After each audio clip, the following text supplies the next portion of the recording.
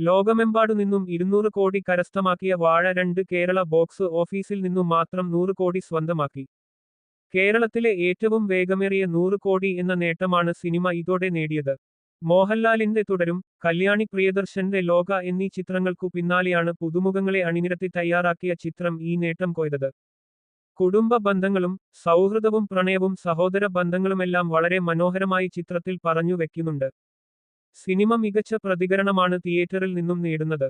സമൂഹമാധ്യമങ്ങളിലൂടെ പ്രശസ്തരായ Hashir, Allen bin Siraj, Ajin Joy, Vinayak തുടങ്ങിയവരാണ് സിനിമയിലെ പ്രധാന വേഷങ്ങൾ കൈകാര്യം ചെയ്തത്.